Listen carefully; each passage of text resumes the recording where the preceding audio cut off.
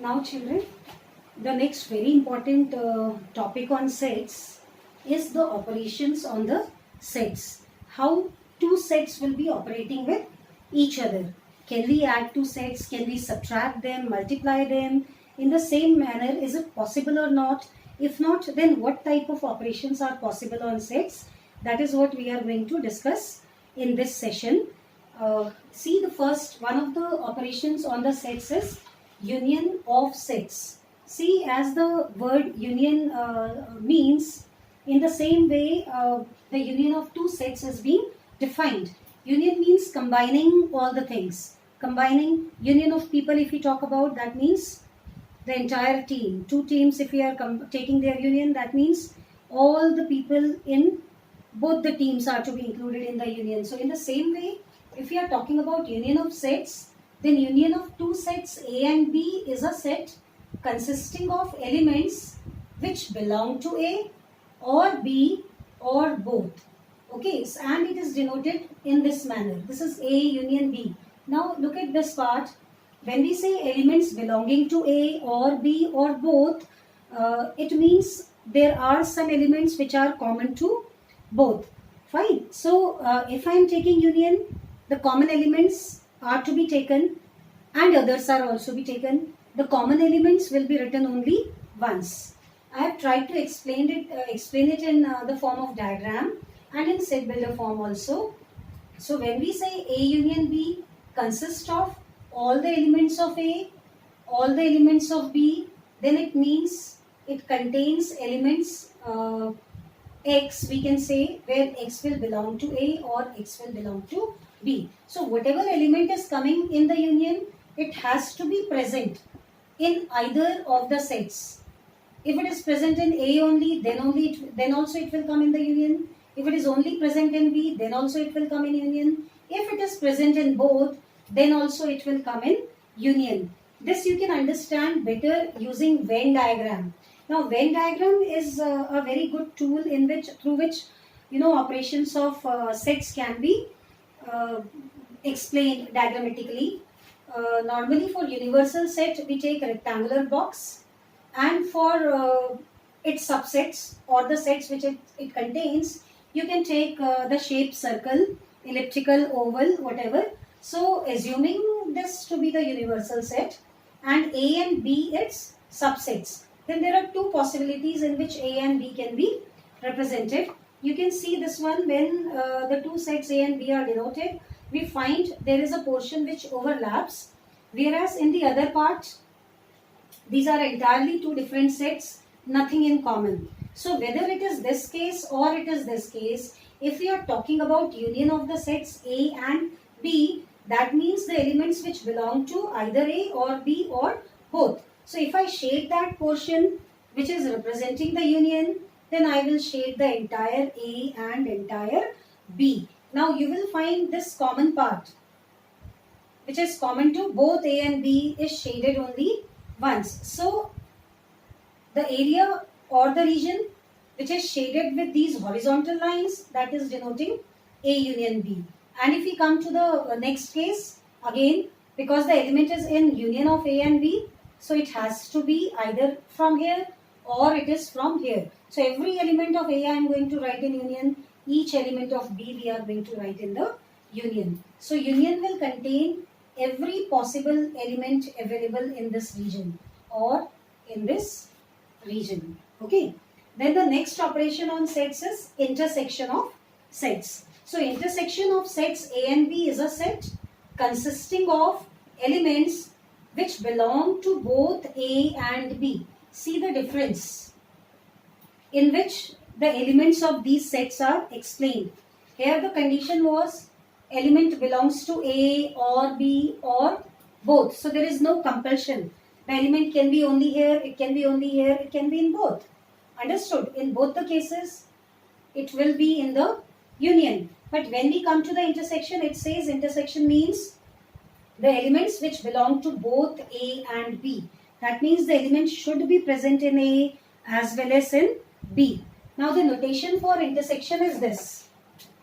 This is the notation for A intersection B. In set builder form, if we explain, A intersection B will be a set containing element named say x, and the condition will be x belongs to A and x belongs to B. So only that element which is common to both, not other elements.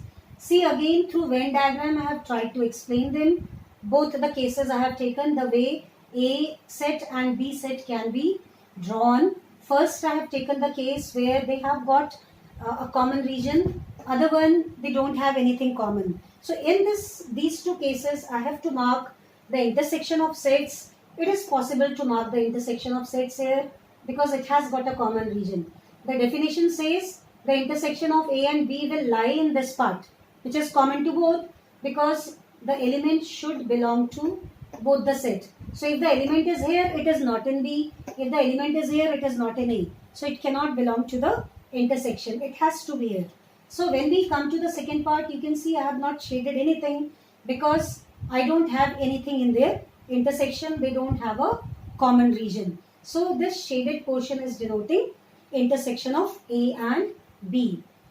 Now because we have come across this kind of situation, so it is important to discuss an important term, that is disjoint sets. Which sets are disjoint? Now two sets A and B are disjoint if their intersection is a null set.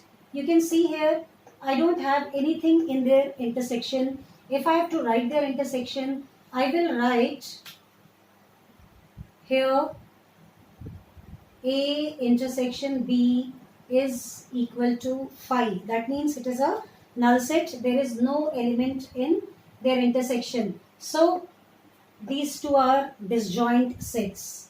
Fine. Then the third operation is difference of two sets. Difference of two sets, if I am taking the two sets to be A and B, then their difference is written as A minus B. If I am writing difference of two sets which is denoted as A minus B, see, this order is important. First I have written set A, then I have written set B. Whether I am writing A minus B or I am writing B minus A, they both have got different meaning. So please look at the order very carefully, which set is written first, which is written later. So if I am writing difference of two sets which is denoted as A minus B, then it is a set which will consist of all elements which belong to A. That means the first set, but do not belong to B. So if I am writing A minus B and the difference contains the elements which are denoted by X, then X will be only belonging to A. It will not belong to B. So that element of A which is not in B will come in A minus B. So you can easily understand. In the same way, if I use B minus A and I say the elements of this set are Y, this will imply Y belongs to B and Y does not belongs to A. So you can understand the difference, why this order is important, whether we are talking of A minus B or we are talking of B minus A. Let us quickly understand it using Venn diagram. Okay, suppose this is our universal set with this set as A and this set as B. Fine. And I have to denote where A minus B is. We have to check which region is denoting A minus B. So if you look at the definition, A minus B is containing only elements, those elements of A which are not in B. So you look at this very carefully. There are some elements of A which are also elements of B. So all these elements which are part of A, they are also part of B. So A minus B will be strictly denoting this region. See the one I am shading? This is the part which only denotes A minus B. So I have shaded that region of A which is not common to B. This is A minus B. You can see all these elements are in A but they are not in B. In the same way, in the same diagram, if I need to denote B minus A, that means we have to shade that region of B which is not in A. So all those elements of B which are not in A, see with dots I am denoting this region. So the dotted region shows those elements of B which are not in A. Only the elements of B. See, all these are belonging to B, but they are not in A. Understood? In the same way, if it was the case of disjoint sets, then there is no problem. This is A, this is B. So entire A is A minus B, you can see. And entire B is B minus A. Isn't it? Because whatever elements A has got, none of them is in B. So entire A is here. A is same as A minus B. And B is same as B minus A. Because none of the element of B is an element of A.